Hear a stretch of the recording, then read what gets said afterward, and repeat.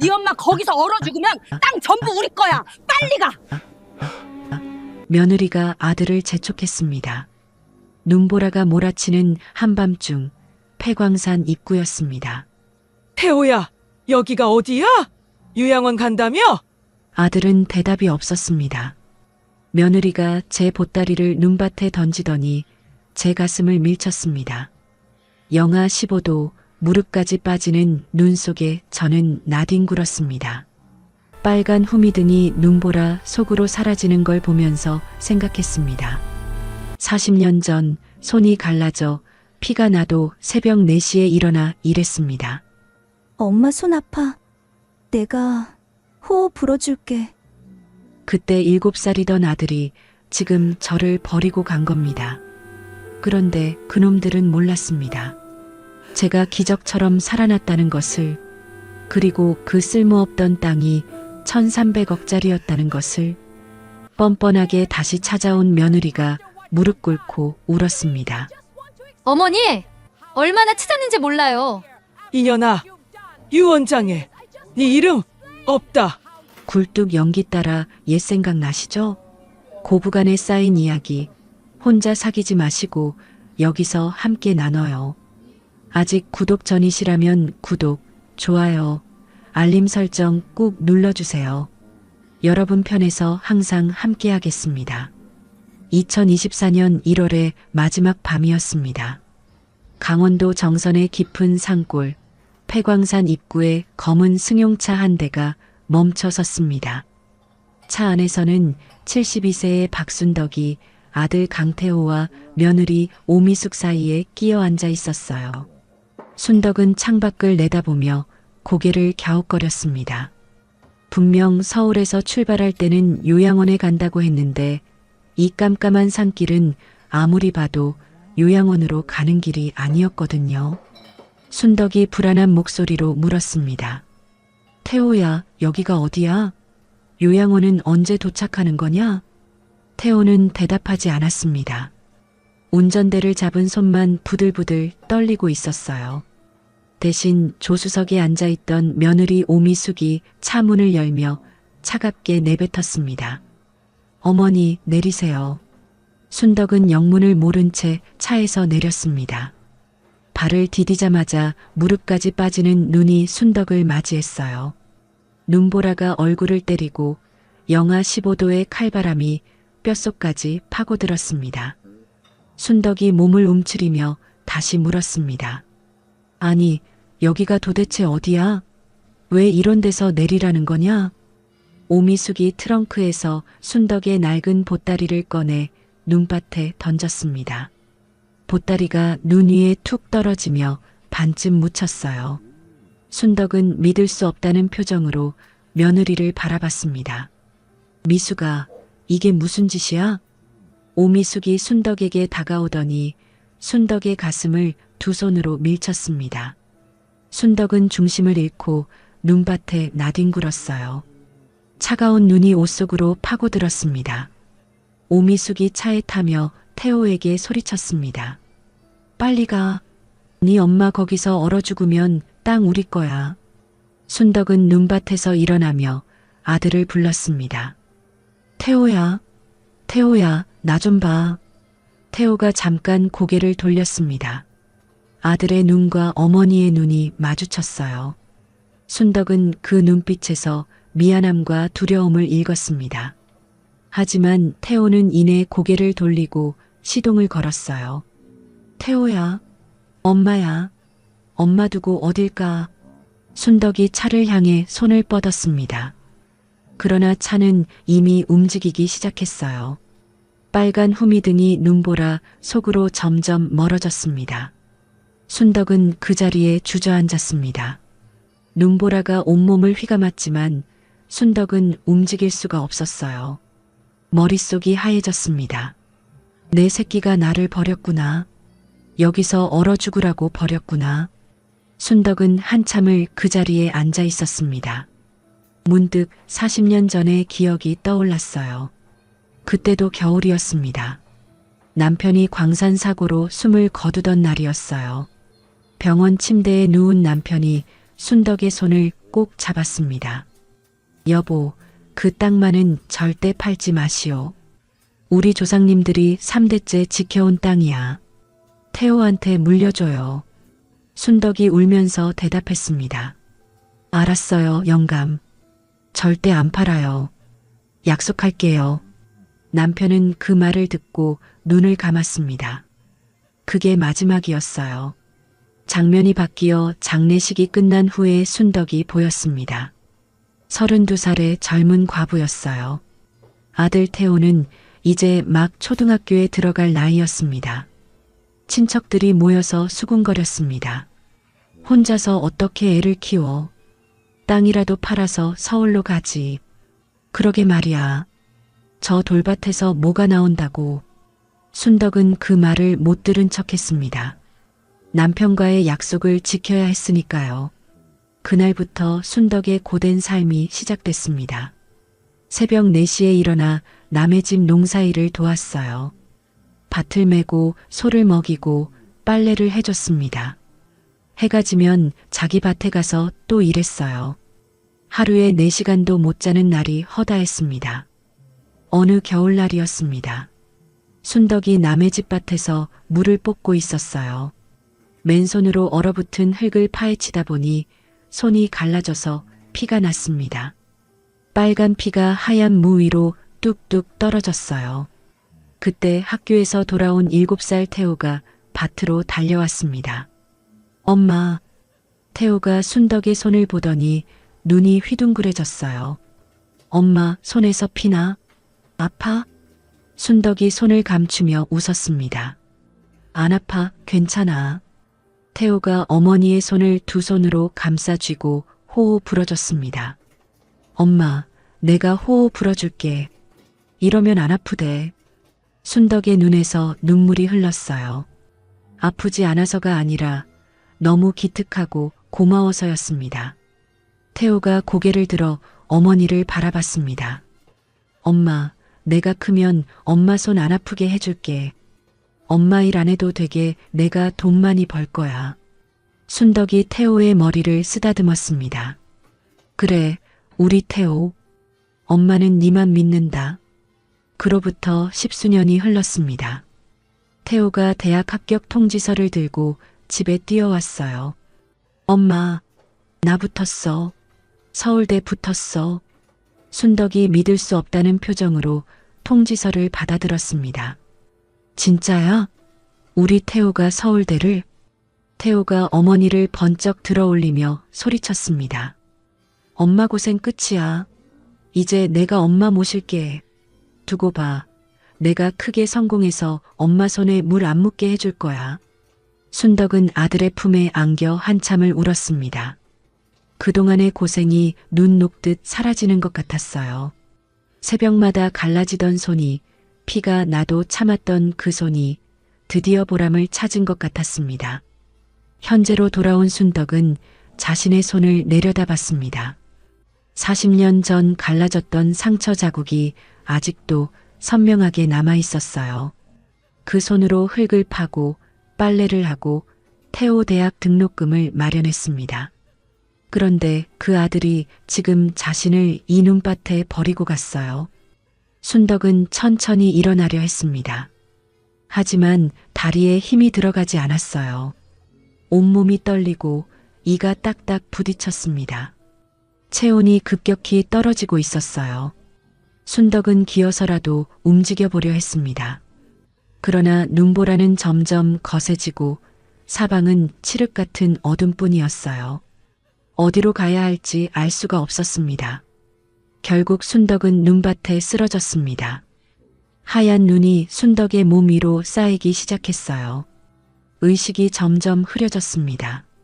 그래도 우리 태호, 빚 때문에 그랬을 거야. 얼마나 힘들었으면. 순덕은 그렇게 생각하며 눈을 감았습니다. 얼마나 시간이 흘렀을까요? 폐광산 인근에서 염소를 키우며 홀로 사는 78세 노인 최만복이 산길을 헤매고 있었습니다. 눈보라 때문에 염소 한 마리가 우리를 빠져나가 도망쳤거든요. 최만복이 손전등을 비추며 염소를 찾아다녔습니다. 이놈의 염소가 어디로 간 거야? 그때 손전등 불빛에 무언가 붉은 것이 비쳤어요. 눈 속에 반쯤 묻힌 붉은 목도리였습니다. 최만복이 다가가 눈을 파헤치자 사람이 쓰러져 있었습니다. 백발의 노인이었어요. 얼굴이 하얗게 질려 있었고 숨을 쉬는지도 알 수 없었습니다. 최만복이 급히 순덕의 코앞에 손을 가져다 댔습니다. 아주 희미하게 숨결이 느껴졌어요. 아이고, 이 추위에 어쩌다 여기서. 최만복은 자신의 외투를 벗어 순덕을 감쌌습니다. 그리고 순덕을 등에 업었어요. 78세의 늙은 몸이었지만 사람 목숨이 달린 일이었습니다. 최만복은 눈보라 속을 헤치며 산길을 내려가기 시작했습니다. 한 발 한 발 내디딜 때마다 무릎까지 눈에 빠졌어요. 등에 업힌 순덕의 몸은 얼음장처럼 차가웠습니다. 2시간을 걸었습니다. 최만복의 다리가 풀리고 숨이 턱까지 찼어요.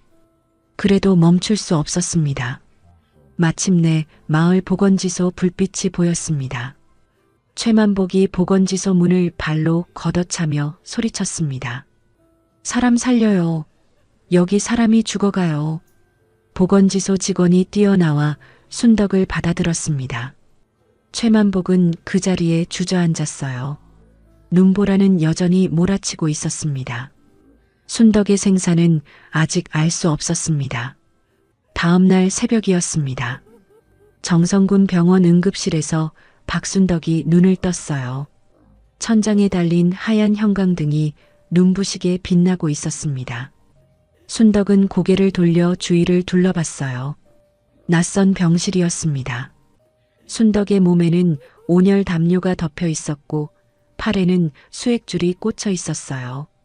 손가락 끝이 얼얼하게 저렸습니다. 발가락도 감각이 없었어요. 그때 병실 문이 열리며 최만복이 들어왔습니다. 밤새 병실 복도 의자에서 순덕을 지키고 있었거든요. 최만복의 얼굴에는 피곤함이 가득했지만 순덕이 눈을 뜬 것을 보고 환하게 웃었습니다. 아이고, 깨어났소. 이제 살았소. 순덕은 최만복을 물끄러미 바라봤어요. 어젯밤 일이 꿈인지 생시인지 분간이 되지 않았습니다. 순덕이 힘겹게 입을 열었어요. 당신이 누구요? 최만복이 순덕의 침대 옆에 앉으며 대답했습니다. 나요? 나는 그 폐광산 근처에서 염소 키우며 사는 사람이요. 어젯밤에 염소 찾으러 나갔다가 당신을 발견했소. 순덕은 그제야 어젯밤 일이 현실이었음을 깨달았어요. 눈보라, 폐광산, 그리고 자신을 버리고 떠난 아들. 가슴이 철렁 내려앉았습니다. 순덕이 고개를 돌려 창밖을 바라봤어요. 아침 해가 떠오르고 있었지만 순덕의 마음은 한밤중보다 더 어두웠습니다.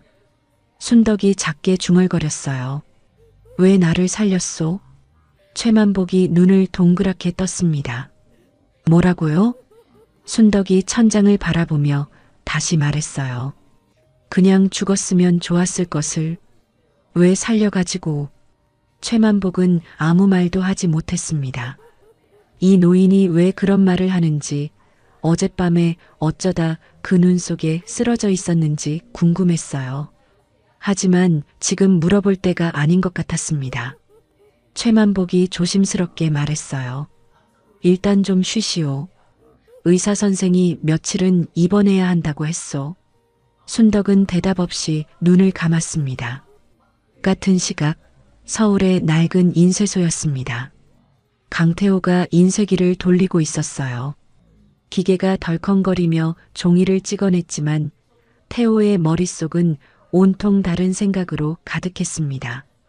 어젯밤 어머니의 얼굴이 자꾸만 떠올랐거든요. 눈밭에 쓰러지던 어머니, 자신을 부르던 어머니의 목소리, 그리고 어머니와 눈이 마주쳤던 그 순간, 태호는 인쇄기를 멈추고 창밖을 바라봤습니다. 서울은 맑은 날씨였어요. 정선에도 눈이 그쳤을까 어머니는 어떻게 됐을까? 온갖 생각이 꼬리를 물었습니다. 그때 인쇄소 문이 벌컥 열리며 오미숙이 들어왔어요. 오미숙은 태호에게 다가오더니 서류 뭉치를 내밀었습니다. 여기 있어. 어머니 땅 서류. 태호가 서류를 받아들며 물었어요. 이걸 왜 가져온 거야? 오미숙이 한숨을 쉬며 말했습니다. 왜긴 왜야. 빨리 정리해서 팔아야지.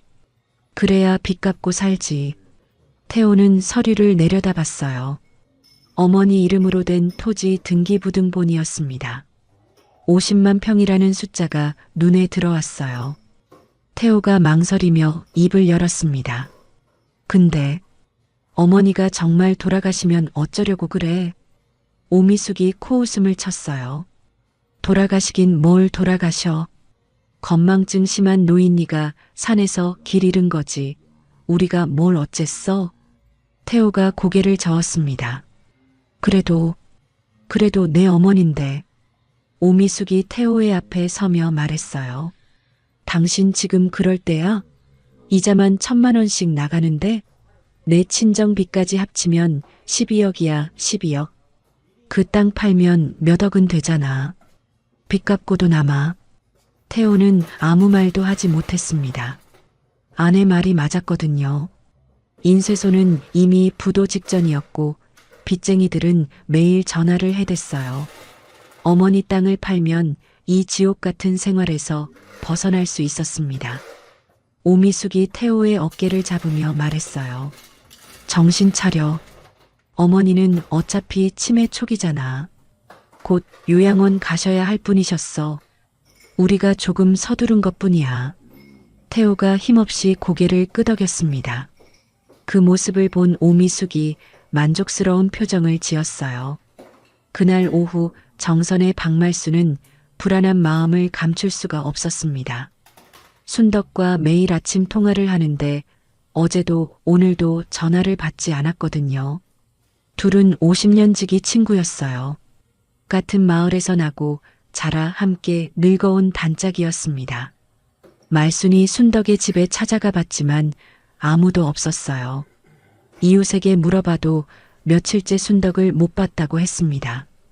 말순은 불안한 마음에 정선 일대 병원에 전화를 돌리기 시작했어요.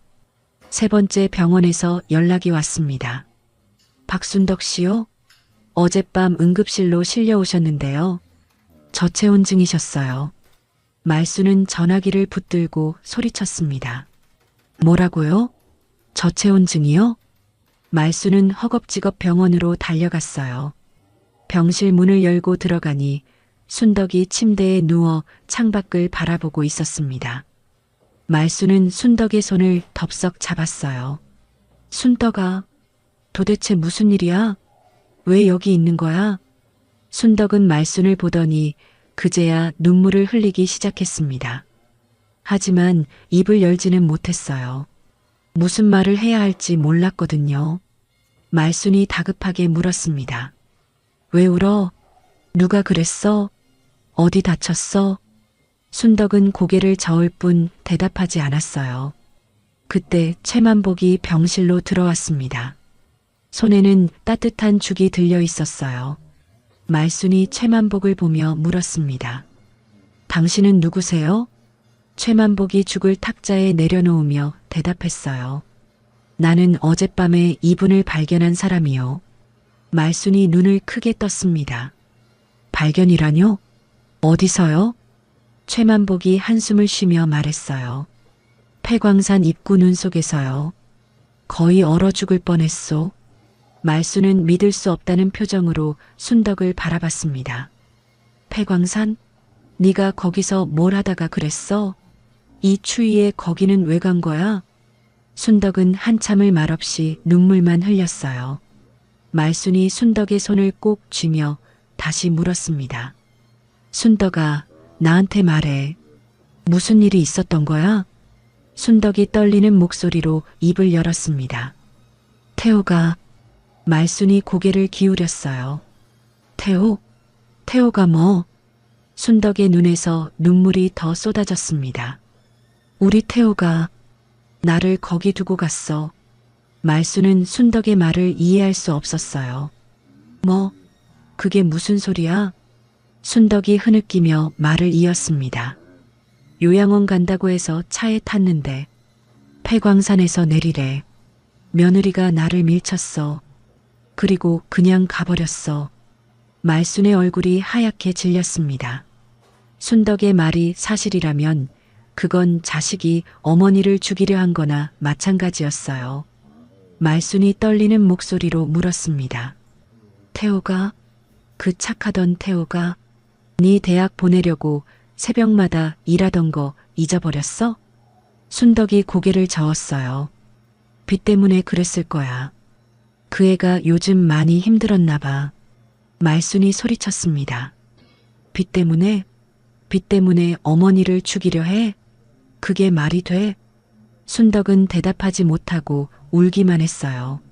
말순은 분노와 슬픔이 뒤섞여 가슴이 터질 것 같았습니다. 50년 가까이 순덕이 혼자서 태호를 키우는 것을 옆에서 지켜봤거든요. 새벽마다 남의 집 일을 하고 손이 갈라져 피가 나도 태호 학비 마련하던 순덕이었습니다. 그 아들이 어머니를 눈 속에 버리고 갔다니 믿을 수가 없었어요. 말순이 이를 악물며 말했습니다. 그놈 내가 가만 안 둬. 경찰에 신고하자. 순덕이 말순의 손을 잡았어요. 안 돼. 신고하면 태호가 감옥 가. 말순이 어이없다는 표정으로 순덕을 바라봤습니다. 그러니까 신고하자는 거야. 니를 죽이려 한 놈인데. 순덕이 고개를 저었어요. 그래도 내 새끼야. 말순은 할 말을 잃었습니다. 버림받고도 자식 걱정을 하는 순덕이 너무 안쓰러웠어요. 병실에 무거운 침묵이 흘렀습니다. 창밖으로는 눈이 그치고 해가 떠오르고 있었지만 순덕의 마음은 여전히 얼어붙어 있었어요. 순덕이 창밖을 바라보며 중얼거렸습니다. 그래도 태호가 빚 때문에 그랬을 거야. 내가 뭘 해줬어야 했는데. 내가 돈이 없으니까. 말수는 순덕의 말에 더 이상 대꾸하지 못했어요. 평생 자식만 바라보고 살아온 친구였습니다. 그 자식에게 버림받고도 자기 탓을 하는 순덕을 보니 말수는 가슴이 찢어지는 것 같았어요. 최만복도 창가에 서서 두 노인을 조용히 바라보고 있었습니다. 그의 눈가에도 어느새 눈물이 맺혀 있었어요. 순덕이 병원에 입원한 지 닷새가 지났습니다. 그날 오전 병실 문을 두드리는 소리가 났어요. 순덕이 고개를 돌리니 낯선 남자가 서류 가방을 들고 서 있었습니다. 40살 정도 되어 보이는 단정한 차림의 남자였어요. 남자가 공손하게 인사했습니다. 박순덕 어르신 맞으시죠? 저는 정성군청 토지보상과에서 나왔습니다. 순덕이 의아한 표정으로 물었어요. 군청에서요? 무슨 일이시죠? 남자가 침대 옆으로 다가와 신분증을 보여줬습니다. 그리고 가방에서 서류 뭉치를 꺼내 탁자 위에 올려놓았어요. 어르신 명의로 된 토지가 국가개발사업 수용 대상으로 확정되어서 알려드리러 왔습니다. 순덕이 고개를 갸웃거렸어요. 토지요? 무슨 토지? 남자가 서류를 펼치며 설명했습니다. 정성군 북면에 어르신 명의로 된 땅 50만 평이 있으시잖아요. 그 땅이 반도체 국가산업단지 예정 부지에 포함됐습니다. 순덕은 그제야 남편이 남긴 땅을 떠올렸어요. 시아버지 때부터 3대째 물려받은 산골짜기 땅이었습니다. 돌밭에 잡풀만 무성해서 농사도 못 짓는 땅이었어요. 세금만 꼬박꼬박 내며 40년을 묵혀뒀습니다. 순덕이 손을 내저으며 말했어요. 아이고, 그 쓸모없는 땅이 뭐가 어쨌다는 거예요? 돌밭인데 개발을 어떻게 해요? 남자가 진지한 표정으로 대답했습니다. 어르신, 그 땅이 산업단지 정중앙에 위치해 있어서요. 어르신 땅이 없으면 사업 자체가 불가능합니다. 순덕은 여전히 이해가 되지 않았어요. 그래서요? 나라에서 가져가겠다는 거예요? 남자가 고개를 끄덕이며 말했습니다. 네, 국가에서 수용하고 보상금을 드리게 됩니다. 순덕이 무심하게 물었어요. 보상금이요? 얼마나 주는데요? 남자가 서류를 한 장 넘기며 대답했습니다. 감정 결과가 나왔는데요. 총 1,300억 원입니다. 순간 병실 안이 조용해졌습니다. 창가에 앉아있던 최만복이 벌떡 일어났어요. 병실을 지키고 있던 말수는 입을 딱 벌린 채 굳어버렸습니다. 순덕이 눈을 깜빡이며 다시 물었어요. 지금 뭐라고 하셨어요? 남자가 다시 한번 말했습니다. 1,300억 원이요. 1,300억 원. 순덕은 멍하니 남자를 바라봤어요. 1,300억이라는 숫자가 머릿속에서 맴돌았지만 도무지 실감이 나지 않았습니다. 말순이 다가와 서류를 들여다봤어요. 정말로 1,300억이라는 숫자가 찍혀 있었습니다. 말순이 떨리는 목소리로 말했어요. 순덕아, 이거 진짜야? 1,300억? 순덕은 대답하지 못하고 서류만 바라봤습니다.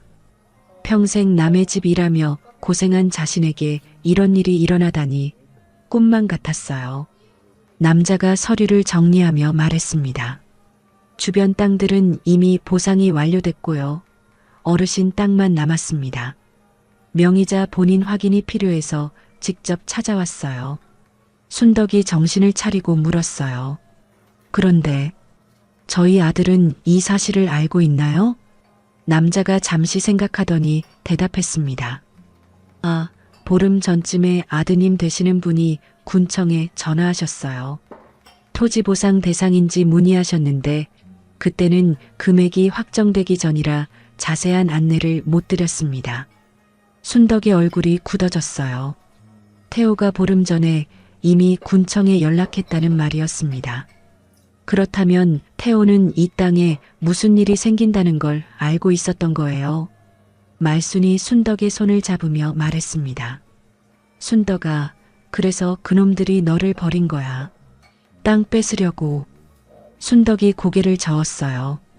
아니야. 태호는 이렇게 큰 돈인 줄 몰랐을 거야. 몇 억 정도 될 줄 알았겠지. 말순이 답답하다는 듯이 말했습니다. 몇 억이든 1,000억이든 그게 중요해? 돈 때문에 어머니를 죽이려 했다는 게 문제지. 순덕은 아무 말도 하지 못했어요. 남자가 서류를 가방에 넣으며 말했습니다. 자세한 절차는 나중에 다시 안내드리겠습니다. 일단 건강부터 회복하세요. 남자가 나가고 병실에는 순덕과 말순, 최만복만 남았습니다. 같은 날 오후 서울에 있는 오미숙의 전화기가 울렸습니다. 정성군청이었어요.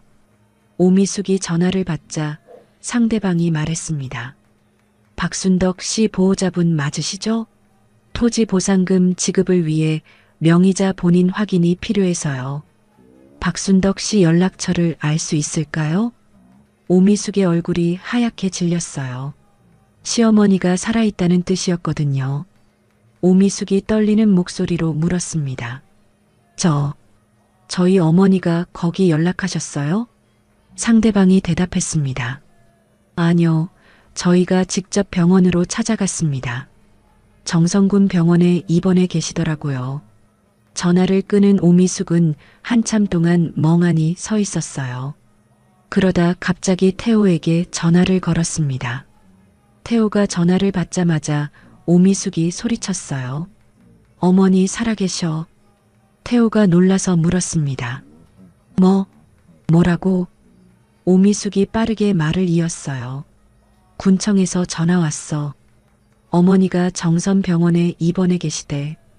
그리고 오미숙이 잠시 말을 멈췄다가 다시 말했습니다. 그 땅이 1,300억이래. 전화기 너머로 태호가 숨을 멈추는 소리가 들렸어요.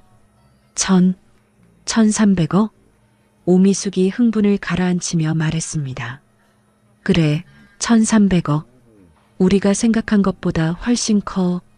태호가 멍한 목소리로 말했어요. 어머니가 살아계시다고? 오미숙이 짜증을 내며 대답했습니다. 지금 그게 중요해?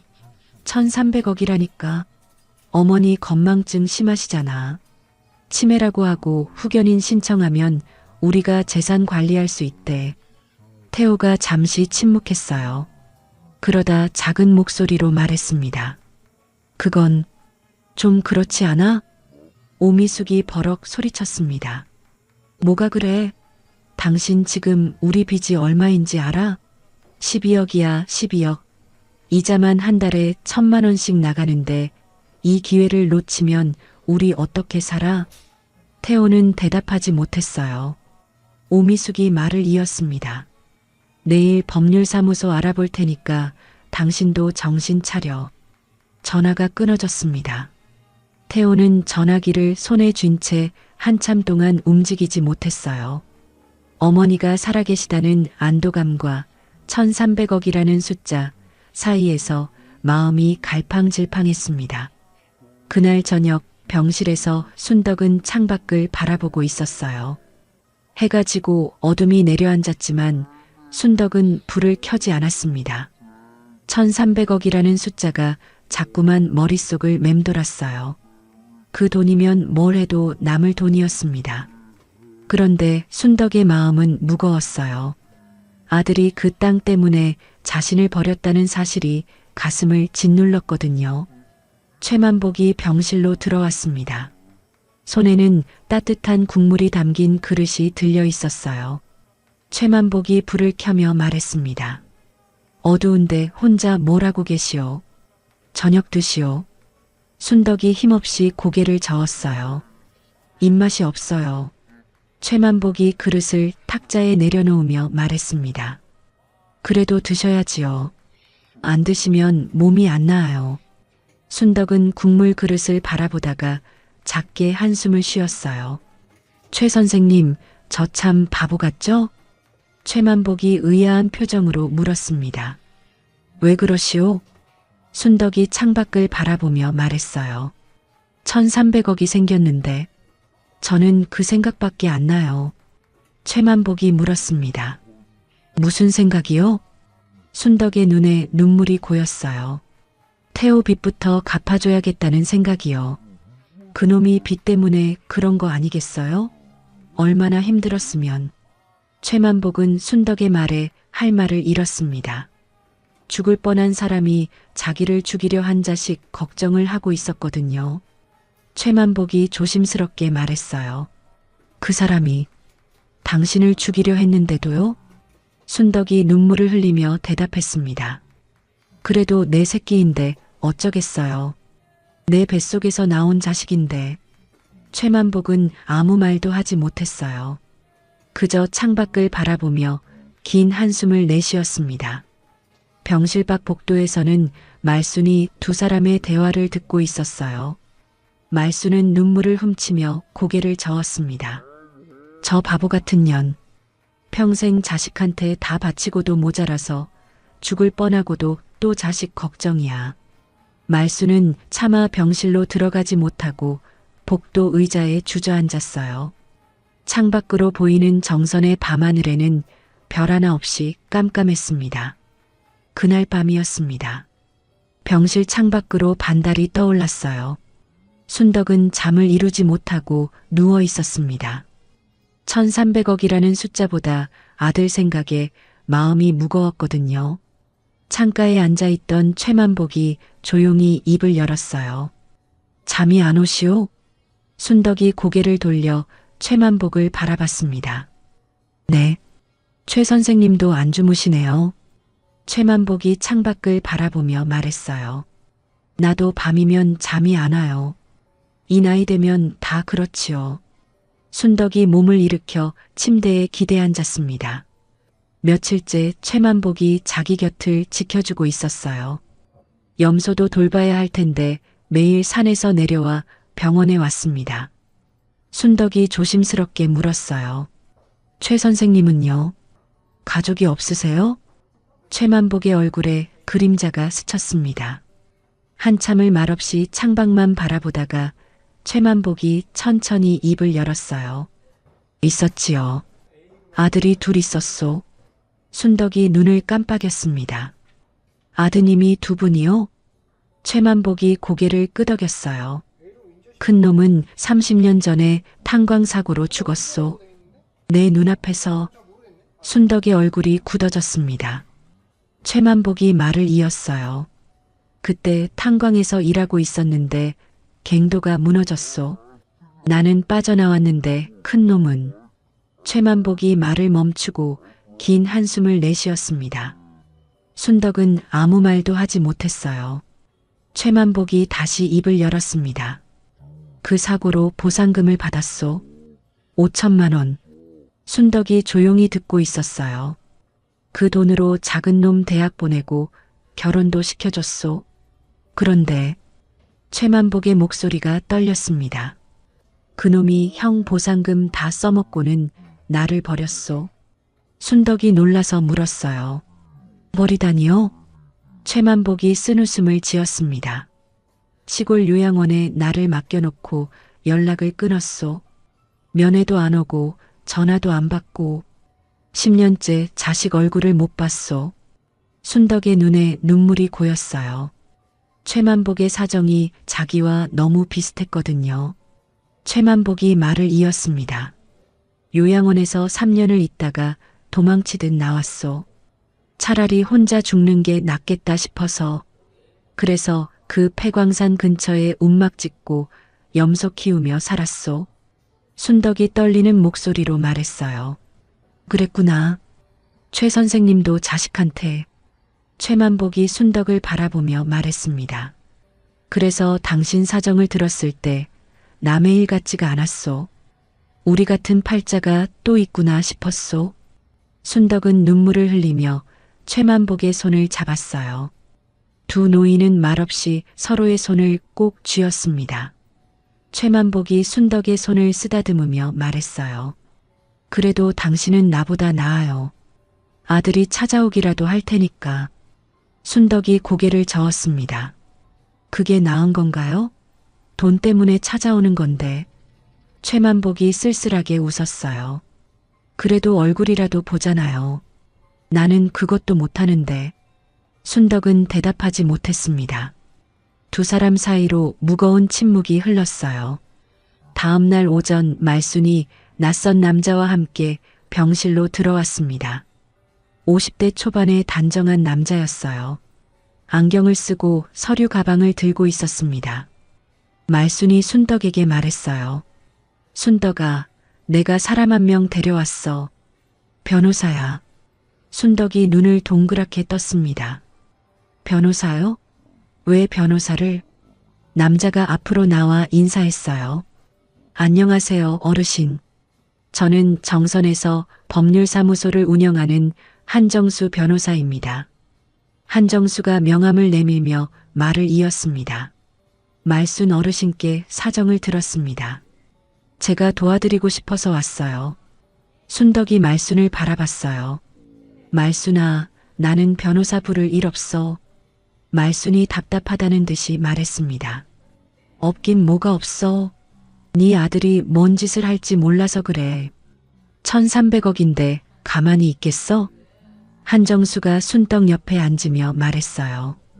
어르신, 걱정되는 부분이 있어서 말씀드리러 왔습니다. 아드님 쪽에서 후견인 신청을 할 수도 있거든요. 순덕이 눈을 깜빡였습니다. 후견인이요? 그게 뭔데요? 한정수가 설명했어요. 치매 같은 이유로 판단 능력이 없다고 인정되면 법원에서 후견인을 지정합니다. 그러면 후견인이 어르신 재산을 대신 관리하게 돼요. 순덕의 얼굴이 굳어졌습니다. 한정수가 말을 이었어요. 며느리분이 어르신을 치매라고 주장하면서 후견인 신청을 할 가능성이 있습니다. 그래서 미리 대비하셔야 해요. 순덕이 고개를 저었어요. 저는 치매 아닌데요. 한정수가 고개를 끄덕였습니다. 그래서 먼저 정밀 검사를 받으시는 게 좋겠어요. 의사 소견서가 있으면 후견인 신청이 기각됩니다. 말순이 순덕의 손을 잡으며 말했어요. 순덕아, 이 변호사 말이 맞아. 그놈들이 뭔 짓을 할지 몰라. 미리 준비해야 해. 순덕은 한참을 망설였어요. 변호사를 고용하고 법적으로 대응한다는 것은 아들과 완전히 등을 지는 것 같았거든요. 순덕이 한정수에게 물었습니다. 저는요, 돈은 필요 없어요. 그냥 태호가 제 잘못을 뉘우치고 돌아오면 좋겠어요. 한정수의 표정이 묘하게 변했어요. 잠시 침묵하더니 한정수가 조심스럽게 입을 열었습니다. 어르신, 사실 저도 비슷한 경험이 있습니다. 순덕이 고개를 들었어요. 비슷한 경험이요? 한정수가 창밖을 바라보며 말했어요. 젊었을 때 저도 아버지 재산만 노렸습니다. 아버지가 편찮으신데 병원비는 아깝고 재산 정리만 서둘렀어요. 순덕과 말순이 조용히 듣고 있었습니다. 그러다 아버지가 돌아가셨어요. 마지막으로 저한테 하신 말씀이 그래도 네가 내 아들이다. 그 말씀이었어요. 한정수의 눈가가 붉어졌습니다. 그 후로 평생 후회하며 살았습니다. 아버지 살아계실 때 왜 그랬을까? 왜 그랬을까? 순덕의 눈에서 눈물이 흘렀어요. 한정수가 순덕을 바라보며 말했습니다. 어르신, 아드님이 스스로 깨달을 기회를 주시는 게 진짜 사랑입니다. 제가 도와드리겠습니다. 순덕은 한참을 말없이 있다가 천천히 고개를 끄덕였어요. 그날 오후 순덕은 한정수와 함께 병원 내 신경과에서 정밀 검사를 받았습니다. 검사 결과 순덕은 경미한 건망증만 있을 뿐 치매가 아니라는 진단이 나왔어요. 의사가 진단서를 발급해주며 말했습니다. 어르신, 나이에 비해 인지 기능이 아주 좋으세요. 치매 걱정은 안 하셔도 됩니다. 순덕은 진단서를 받아들며 한숨을 내쉬었어요. 다행이기도 하고 씁쓸하기도 했습니다. 며느리가 자기를 치매 환자로 만들려 했다는 게 마음에 걸렸거든요. 한정수가 순덕에게 말했어요. 이제 후견인 신청은 걱정 안 하셔도 됩니다. 다음으로 유언장을 작성하시는 게 좋겠어요. 순덕이 고개를 끄덕였습니다. 유언장이요. 네, 써야겠어요. 한정수가 물었어요. 어떻게 쓰실 생각이세요? 순덕이 창밖을 바라보며 천천히 말했습니다. 태호 이름은 빼려고요. 한정수가 조용히 듣고 있었어요. 최만복 선생님, 말순이, 그리고 마을 경로당.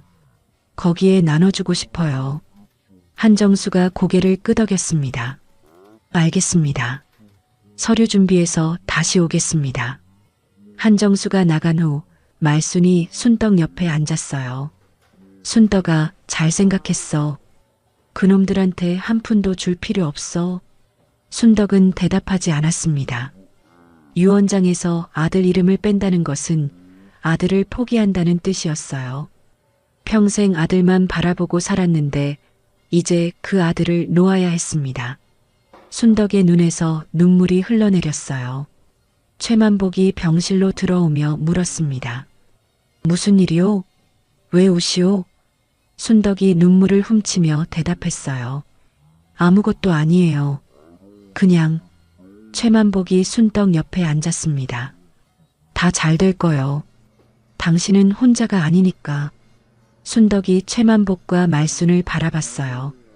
평생 자식만 바라보고 살았는데 정작 곁에 남은 것은 피 한 방울 섞이지 않은 사람들이었습니다.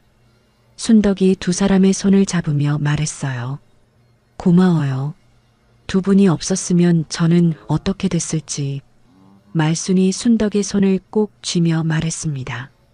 무슨 소리야? 우리가 50년 친군데. 최만복도 고개를 끄덕였어요. 이제 우리가 가족이요. 순덕은 두 사람을 바라보며 작게 미소 지었습니다. 오랜만에 짓는 웃음이었어요. 유언장을 작성한 지 일주일이 지났습니다. 순덕은 퇴원하여 말순의 집에서 지내고 있었어요. 말순의 집은 순덕의 집에서 걸어서 10분 거리에 있는 작은 기와집이었습니다. 방 2개짜리 소박한 집이었지만 순덕에게는 그 어느 곳보다 따뜻하게 느껴졌어요. 최만복도 매일 산에서 내려와 순덕의 안부를 살폈습니다. 염소들은 이웃집 할아버지에게 며칠씩 맡기고 왔어요. 새 노인은 아침마다 함께 밥을 먹고 마당에 앉아 햇볕을 쬐며 이야기를 나눴습니다. 어느 날 오후였어요. 순덕은 말순의 집 작은 방에서 오래된 사진첩을 꺼냈습니다. 누렇게 바랜 사진첩이었어요. 40년 전부터 모아둔 사진들이 빼곡히 끼워져 있었습니다. 순덕이 첫 장을 넘겼어요. 태호의 돌잔치 사진이었습니다. 작은 한복을 입은 태호가 떡을 움켜쥐고 웃고 있었어요. 그 옆에서 젊은 순덕이 환하게 웃고 있었습니다. 순덕이 사진을 쓰다듬으며 중얼거렸어요. 이때는 참 행복했는데. 다음 장을 넘기니 태호의 초등학교 입학식 사진이 나왔습니다. 교문 앞에서 가방을 맨 태호가 순덕의 손을 잡고 서 있었어요. 그날의 기억이 떠올랐습니다. 그때 7살이던 태호가 순덕을 올려다보며 말했어요. 엄마, 나 학교 가면 공부 열심히 해서 엄마 편하게 해줄 거야. 순덕이 태호의 머리를 쓰다듬으며 대답했습니다. 그래, 우리 태호. 엄마는 니만 믿는다.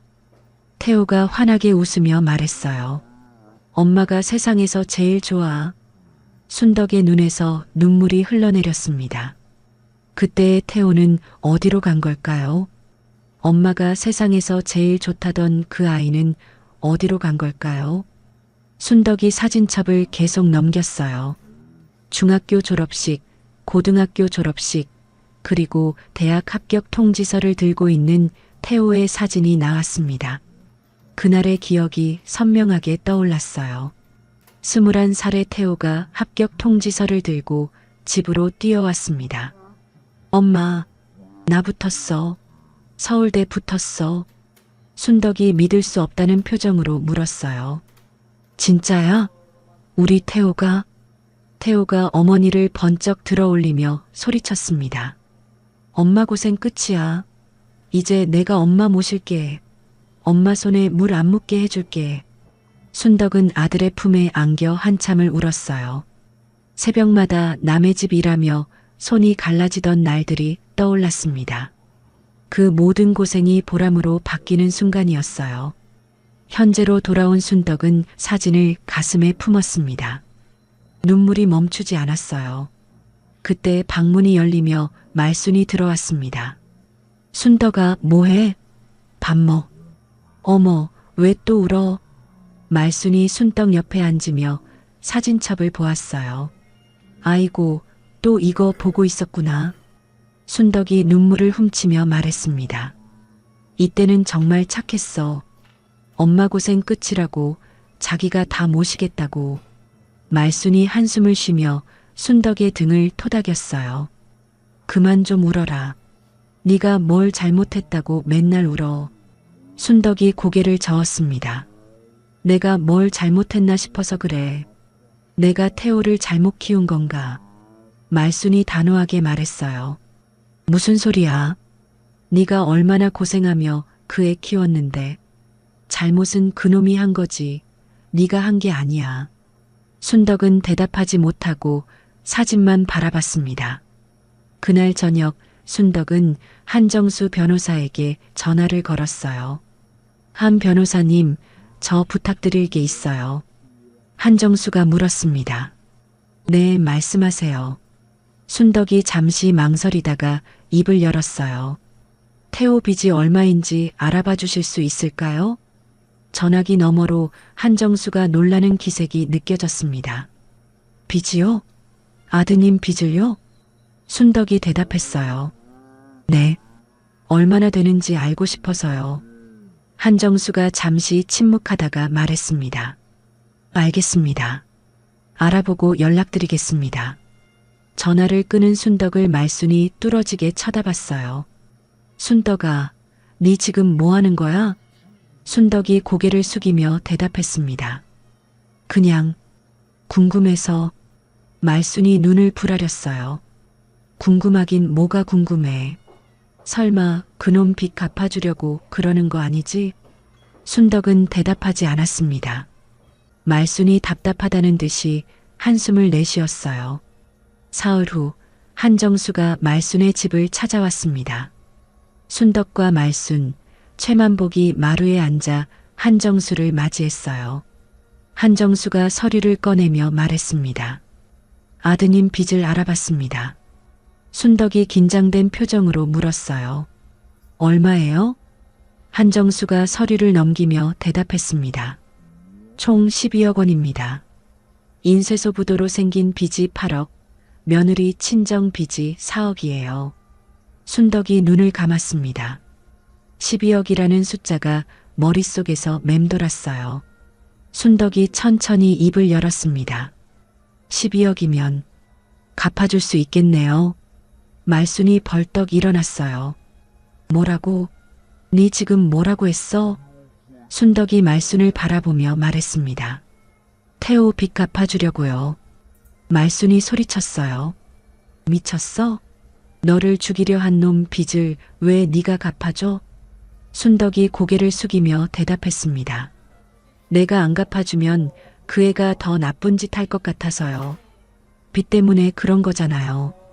말순이 기가 막힌다는 표정을 지었어요. 아니, 빚 때문에 어머니를 죽이려 해? 그게 말이 돼? 순덕이 눈물을 글썽이며 말했습니다. 그래도 내 새끼예요. 내 뱃속에서 나온 자식인데. 말순은 더 이상 말을 잇지 못하고 밖으로 나가버렸어요. 최만복이 조용히 순덕을 바라봤습니다. 정말로 갚아주시겠소? 순덕이 고개를 끄덕였어요. 네. 그래야 마음이 편할 것 같아요. 최만복이 긴 한숨을 내쉬었습니다. 그게 어머니 마음인가 보오.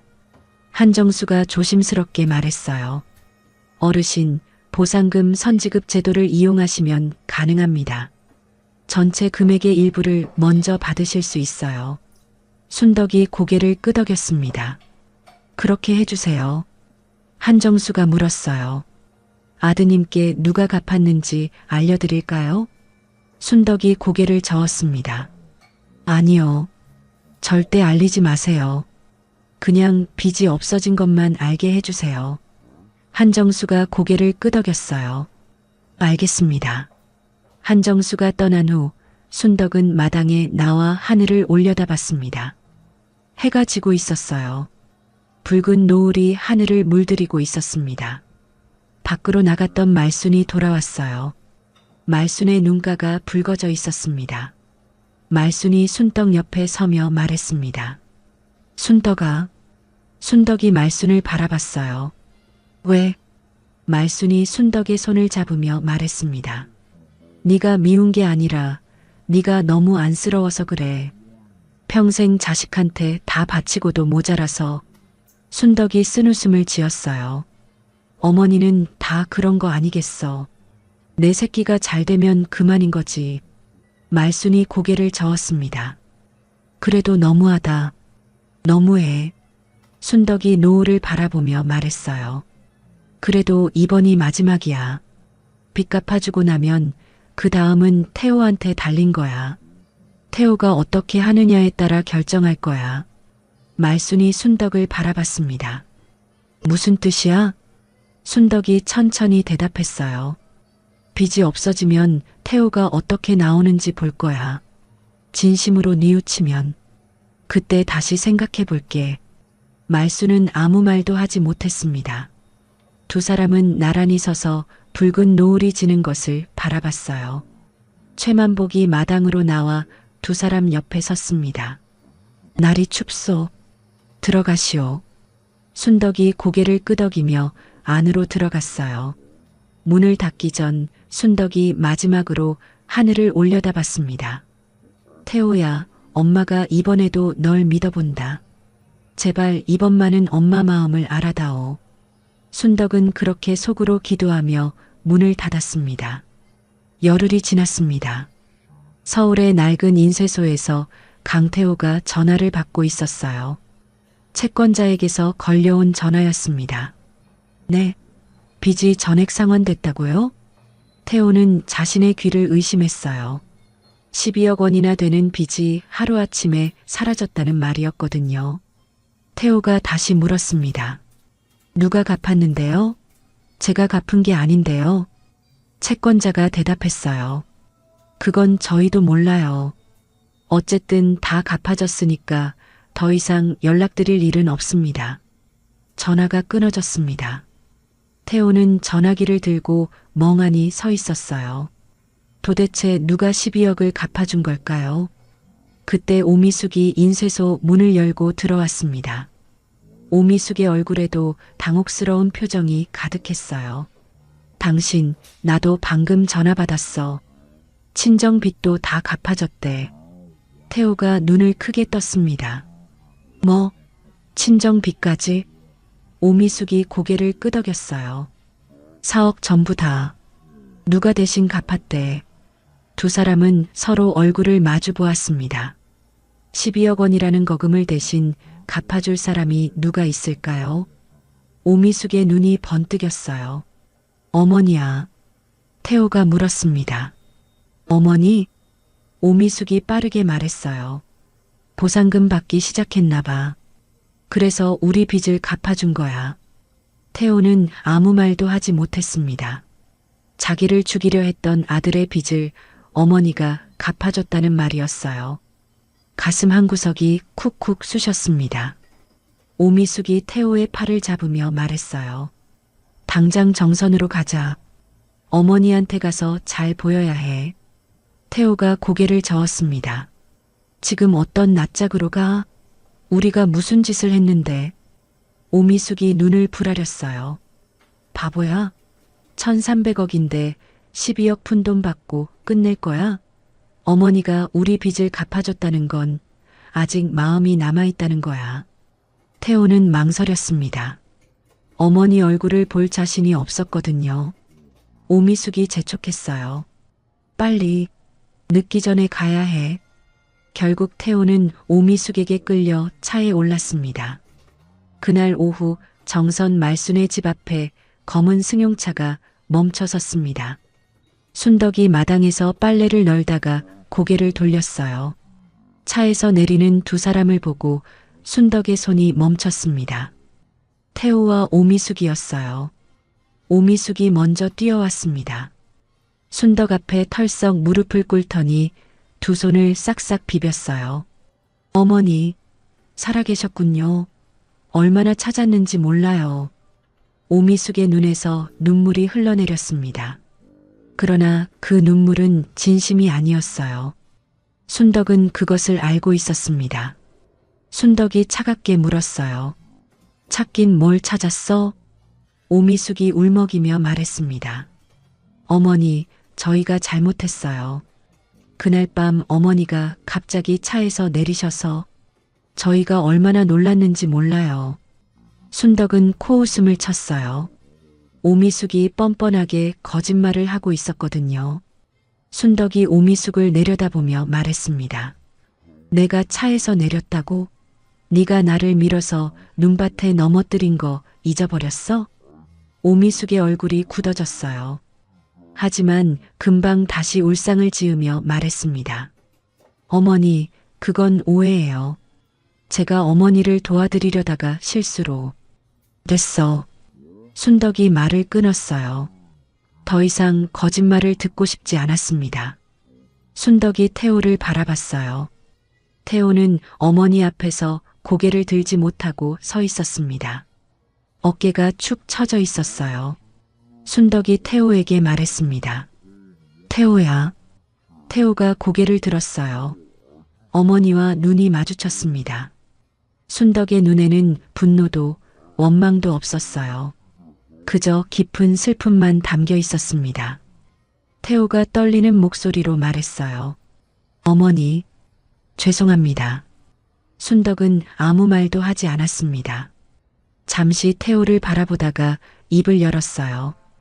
들어와서 밥이나 먹어라. 오미숙이 얼른 일어나며 말했습니다. 어머니, 감사합니다. 정말 감사합니다. 순덕은 대꾸하지 않고 안으로 들어갔어요. 네 사람이 식탁에 둘러앉았습니다. 순덕과 말순, 그리고 태호와 오미숙이었어요. 최만복은 바깥에서 마당을 쓸고 있었습니다. 말순이 오미숙을 노려보며 앉아 있었어요. 입술을 꾹 깨물고 있었습니다. 지금이라도 소리를 지르고 싶었지만 순덕이 말린 터라 참고 있었어요. 순덕이 밥상을 차려왔습니다. 소박한 시골 밥상이었어요. 김치찌개에 나물 몇 가지, 그리고 갓 지은 흰쌀밥이었습니다. 오미숙이 숟가락을 들며 말했어요. 어머니, 잘 먹겠습니다. 그리고 한술 뜨더니 말을 이었습니다. 어머니, 연로하시니까 재산 정리를 미리 하시는 게 좋을 것 같아요. 저희가 도와드릴게요. 순덕의 손이 멈췄어요. 말순이 숟가락을 식탁에 내려놓았습니다. 말순이 오미숙을 쏘아보며 말했어요. 야, 네 지금 뭐라고 했어? 오미숙이 당황한 표정을 지었습니다. 아니, 저는 그냥... 말순이 버럭 소리쳤어요. 니들이 눈 오는 날 폐광산에 버리고 간 거 내가 다 알아. 이 뻔뻔한 것들아. 오미숙의 얼굴이 하얗게 질렸습니다. 태호는 고개를 더 깊이 숙였어요. 말순이 계속 쏘아붙였습니다. 어머니 죽이려고 산에 버려놓고 이제 와서 재산 정리? 어휴, 속이 뒤집어지네. 오미숙이 더듬거리며 말했어요. 그건 오해예요. 저희가 언제... 순덕이 조용히 입을 열었습니다. 알아. 오미숙이 순덕을 바라봤어요. 네. 순덕이 오미숙을 똑바로 쳐다보며 말했습니다. 다 알고 있어. 니들이 나를 거기 버리고 간 거, 내가 거기서 얼어 죽기를 바란 거, 다 알아. 식탁 위로 무거운 침묵이 내려앉았어요. 순덕이 말을 이었습니다. 그래도 밥은 먹고 가라. 순덕은 다시 밥을 먹기 시작했어요. 오미숙은 얼굴이 굳어진 채 숟가락을 들었습니다. 태호는 밥 한 술도 넘기지 못하고 고개만 숙이고 있었어요. 식사가 끝나고 밤이 되었습니다. 오미숙은 마을 여간에 방을 잡았어요. 태호에게 내일 다시 작전을 짜자고 말하고는 먼저 방으로 들어갔습니다. 태호는 혼자 여간 앞마당에 서 있었어요. 담배를 꺼내 물었습니다. 손이 떨려서 불을 붙이는데 한참이 걸렸어요. 담배 연기를 내뿜으며 태호는 하늘을 올려다봤습니다. 어릴 적 기억이 떠올랐어요. 새벽마다 일하러 나가는 어머니의 뒷모습, 손이 갈라져 피가 나도 웃으며 괜찮다고 하던 어머니, 자기 대학 붙었다고 기뻐서 펑펑 울던 어머니. 태호의 눈에서 눈물이 흘러내렸습니다. 자기가 무슨 짓을 했는지 비로소 실감이 났어요. 그때 여관문이 열리며 오미숙이 나왔습니다. 오미숙이 태호에게 다가와 말했어요. 당신 뭐해? 들어와서 내일 할 얘기 좀 하자. 태호가 담배를 끄며 물었습니다. 내일 무슨 얘기? 오미숙이 낮은 목소리로 말했어요. 어머니 치매 아니래도 방법이 있대. 내가 알아봤어. 유언장 무효 소송을 걸 수도 있고. 태호가 오미숙을 쳐다봤습니다. 뭐? 오미숙이 말을 이었어요. 어머니가 우리한테 재산 안 주려는 것 같잖아. 그냥 당하고만 있을 거야? 태호는 아무 말도 하지 못했습니다. 오미숙이 한숨을 쉬며 말했어요. 솔직히 말할게. 나 당신한테 정 떨어진 지 오래야. 재산 절반만 받아내면 이혼할 거야. 당신이랑 사는 것도 이제 지쳐. 태호는 그 자리에 얼어붙었어요. 오미숙이 등을 돌리며 말했습니다. 들어와서 얘기해. 추워. 오미숙이 안으로 들어갔습니다. 태호는 홀로 마당에 서서 움직이지 못했어요.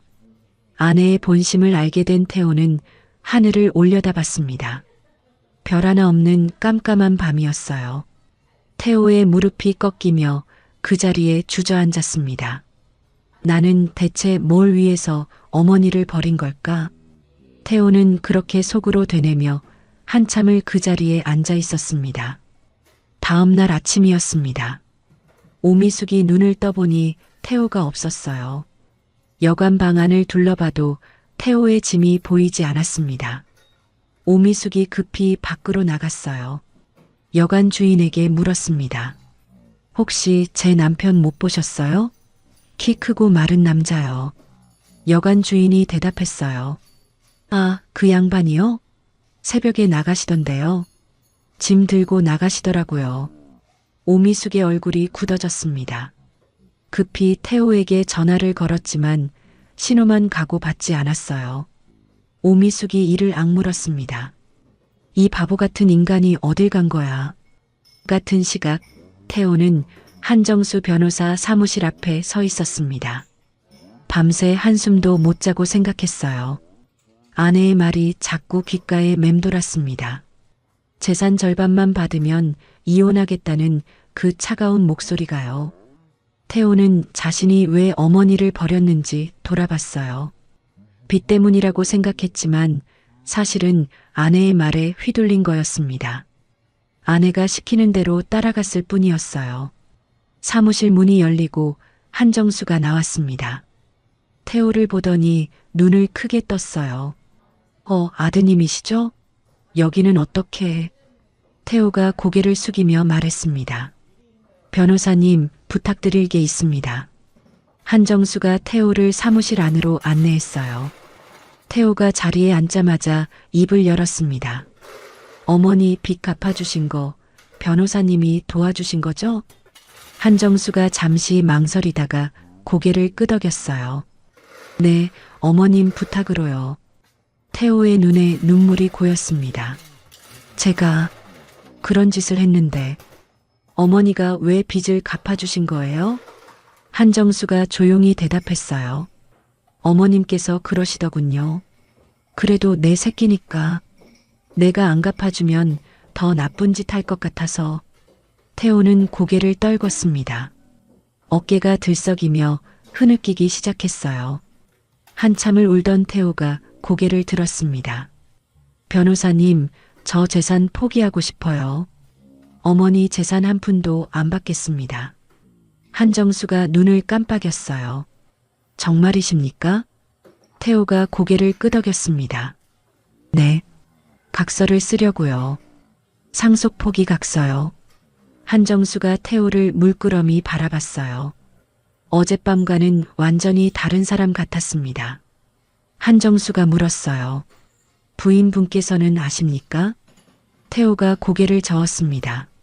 몰라요. 그리고 상관없어요. 이혼할 거니까요. 한정수는 잠시 생각하다가 서류를 꺼냈어요. 알겠습니다. 각서 양식을 드릴 테니 직접 쓰세요. 태호가 떨리는 손으로 펜을 잡았습니다. 그날 저녁 태호가 말순의 집을 찾아왔어요. 해가 뉘엿뉘엿 지고 있었습니다. 태호는 대문 앞에서 한참을 서성였어요. 어머니를 볼 용기가 나지 않았거든요. 마침 마당에서 최만복이 태호를 발견했습니다. 최만복이 다가와 물었어요. 뭐 하시오? 태호가 고개를 숙이며 대답했습니다. 어머니 뵈러 왔습니다. 최만복이 태호를 훑어봤어요. 어젯밤과 달리 태호의 눈이 단단해 보였습니다. 최만복이 안으로 들어가 순덕을 불렀어요. 손님이요. 순덕이 마당으로 나왔습니다. 태호가 서 있는 것을 보고 걸음을 멈췄어요. 태호가 대문을 열고 마당으로 들어왔습니다. 그리고 어머니 앞에서 무릎을 꿇었어요. 이마를 땅에 박으며 절을 올렸습니다. 순덕이 아무 말 없이 아들을 내려다봤어요. 태호가 고개를 들지 않은 채 입을 열었습니다. 어머니, 저 사람 안 됐습니다. 순덕이 조용히 물었어요. 뭐라고? 태호가 떨리는 목소리로 말했습니다. 아들로 봐주지 마세요. 저는 자격이 없습니다. 순덕은 대답하지 않았어요. 태호가 품에서 서류를 꺼내 어머니 앞에 내밀었습니다. 이거 상속 포기 각서예요. 어머니 재산 한 푼도 안 받겠습니다. 그러니까 제발 용서해 주세요. 순덕이 각서를 받아들었어요. 태호의 손글씨가 삐뚤빼뚤했습니다. 손이 얼마나 떨렸는지 알 수 있었어요. 순덕이 각서를 읽으며 물었습니다. 며느리는 알아? 태호가 고개를 저었어요. 몰라요. 그리고 이혼할 거예요. 그 사람 때문에 제가 이렇게 된 거 알지만 결국 선택은 제가 한 거니까요. 다 제 잘못이에요. 순덕은 한참 동안 각서를 바라봤습니다. 태호가 다시 이마를 땅에 박으며 말했어요. 어머니, 재산 필요 없어요. 진짜예요. 그냥 용서만 해주세요. 한 번만요. 순덕의 눈에 눈물이 고였습니다. 그때 최만복이 다가왔어요. 최만복이 태호를 내려다보며 말했습니다. 내 어머니가 내 빚 12억을 대신 갚아주셨다. 그것도 몰랐지? 태호가 고개를 번쩍 들었어요. 네, 어머니가 직접. 최만복이 고개를 끄덕였습니다. 네가 그런 짓을 했는데도 말이다. 빚 때문에 더 나쁜 짓 할까봐 걱정돼서 그러셨다더구먼. 태호의 얼굴이 일그러졌어요. 눈물이 뚝뚝 떨어졌습니다. 태호가 땅을 치며 울부짖었어요.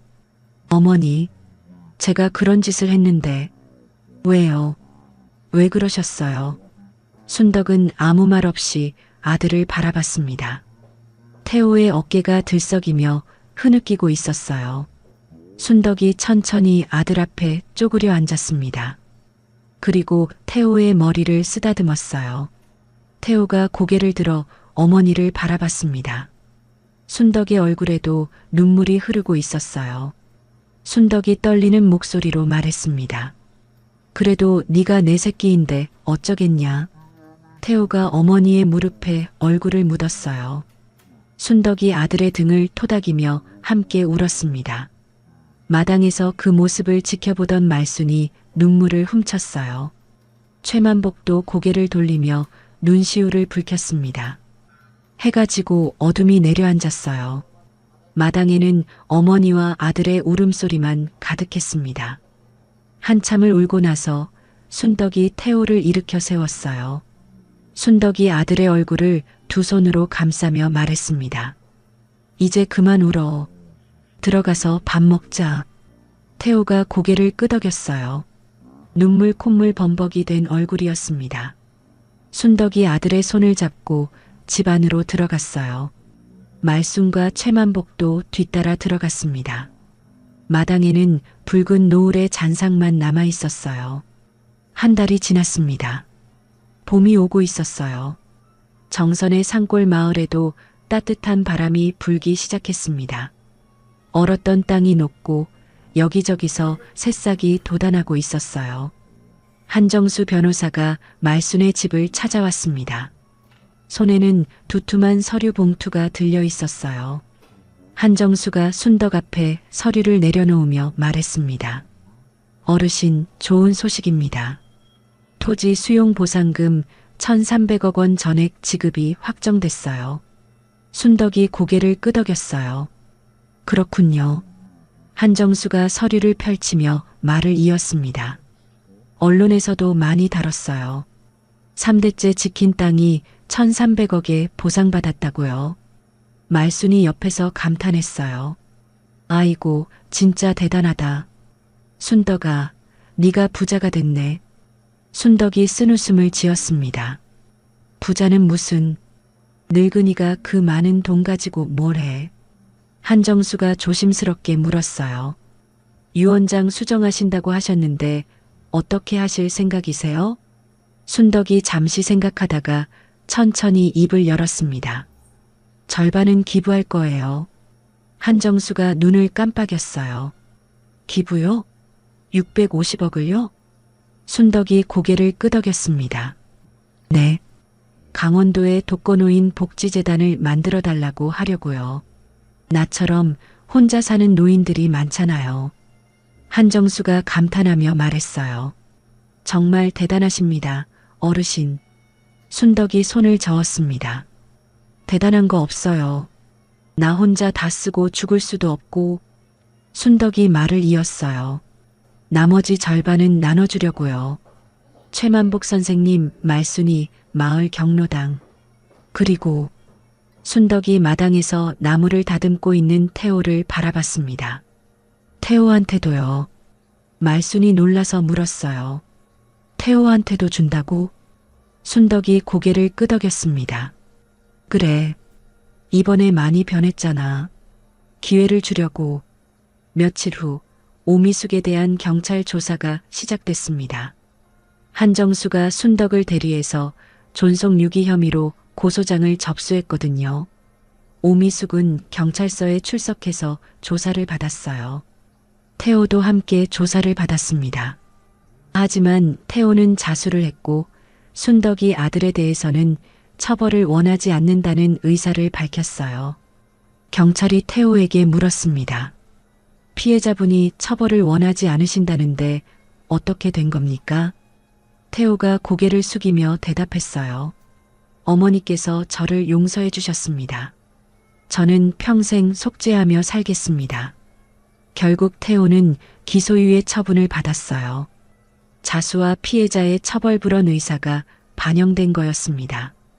반면 오미숙은 주동자로 판단되어 기소됐어요. 재판을 앞두고 있었습니다. 태호는 오미숙에게 이혼 소송을 제기했어요. 그리고 정선으로 내려와 어머니 곁에서 지내기 시작했습니다. 봄이 완연해졌습니다. 태호는 매일 아침 일찍 일어나 마을 일을 도왔어요. 말순의 밭에서 잡초를 뽑고 최만복의 염소 오리를 고쳐줬습니다. 서울에서 양복만 입던 사람이 이제는 작업복을 입고 땀을 흘렸어요. 어느 날 오후 순덕이 태호에게 말했습니다. 태호야, 내일 아버지 산소에 가자. 태호가 고개를 끄덕였어요. 네, 어머니. 다음 날 아침 순덕과 태호, 최만복이 함께 뒷산에 올랐습니다. 산 중턱에 태호 아버지의 산소가 있었어요. 40년 전에 세상을 떠난 남편이었습니다. 순덕이 산소 앞에 무릎을 꿇고 절을 올렸어요. 태호도 어머니 옆에서 절을 했습니다. 순덕이 산소를 쓰다듬으며 말했어요. 영감, 나왔어요. 당신이 지키라던 땅 잘 지켰어요. 순덕의 눈에 눈물이 고였습니다. 덕분에 우리 태호도 다시 찾았어요. 한때 길을 잃었지만 이제 돌아왔어요. 태호가 고개를 숙이며 말했어요. 아버지, 불효자가 왔습니다. 이제부터 어머니 잘 모시겠습니다. 순덕이 태호의 손을 잡아줬어요. 두 사람은 나란히 앉아 산 아래 마을을 내려다봤습니다. 최만복이 두 사람 옆에 서며 말했어요. 내 자식은 끝내 안 왔소만 이제 여기가 내 가족 같소? 순덕이 최만복을 올려다봤습니다. 최 선생님, 순덕이 최만복의 손을 잡으며 말했어요. 우리가 이제 가족 아니겠어요? 이제 외롭게 살지 말아요. 최만복의 눈가가 붉어졌습니다. 고개를 끄덕이며 입술을 깨물었어요. 세 사람은 한참 동안 산 아래를 바라보며 앉아 있었습니다. 봄바람이 불어와 산소의 잔디를 흔들었어요. 여름이 왔습니다. 순덕이 기부한 돈으로 마을에 새 경로당이 세워졌어요. 깨끗한 건물에 넓은 마당이 딸린 경로당이었습니다. 준공식 날 마을 어르신들이 모두 모였어요. 순덕이 경로당 앞에 서서 인사를 했습니다. 여러분, 저 박순덕입니다. 어르신들이 박수를 쳤어요. 순덕이 말을 이었습니다. 저는 올해 72입니다. 살면서 많은 일이 있었어요. 기쁜 일도 있었고 슬픈 일도 있었어요. 순덕이 잠시 멈췄다가 다시 입을 열었어요. 그런데 올해 가장 큰 걸 배웠어요. 돈보다 사람이 귀하다는 거요. 어르신들이 고개를 끄덕였습니다. 1300억이 생겼는데 저한테는 그 돈보다 옆에 있는 사람들이 더 소중했어요. 친구, 이웃, 그리고 가족. 순덕이 옆에 서 있는 태호, 최만복, 말순을 바라봤어요. 이 경로당이 여러분께도 그런 곳이 되면 좋겠어요. 돈 없어도 혼자여도 여기 오면 가족처럼 지낼 수 있는 곳. 어르신들이 큰 박수를 쳤습니다. 여기저기서 눈물을 훔치는 사람들도 있었어요. 준공식이 끝나고 경로당 앞마당에서 잔치가 벌어졌습니다. 마을 사람들이 음식을 나눠 먹고 웃고 떠들었어요. 순덕이 마당 한쪽에 서서 사람들을 바라봤습니다. 태호가 어르신들 짐을 들어주고 최만복이 국을 퍼주고 말순이 노래를 부르고 있었어요. 순덕의 얼굴에 미소가 번졌습니다. 그때 누군가 다가왔어요. 마을 이장이었습니다. 순덕 어르신, 사진 한 장 찍읍시다. 기념으로요. 순덕이 고개를 끄덕였어요. 이장이 태호와 최만복, 말순을 불렀습니다. 네 사람이 경로당 앞에 나란히 섰어요. 이장이 카메라를 들며 말했습니다. 자, 하나, 둘, 셋. 카메라 셔터가 찰칵 소리를 냈어요. 사진 속에서 순덕이 환하게 웃고 있었습니다. 오랜만에 짓는 진짜 웃음이었어요. 옆에는 태호가 어머니 어깨에 손을 올리고 서 있었고 반대편에는 최만복과 말순이 나란히 서 있었습니다. 세 가족이었어요. 피 한 방울 섞이지 않았지만 세상 어느 가족보다 끈끈한 사람들이었습니다. 순덕이 하늘을 올려다봤어요. 맑고 푸른 여름 하늘이었습니다. 영감, 보이시오? 우리 태호 돌아왔어요. 그리고 나 이제 외롭지 않아요. 순덕은 속으로 그렇게 말하며 눈을 감았습니다. 따뜻한 바람이 순덕의 볼을 스쳐 지나갔어요.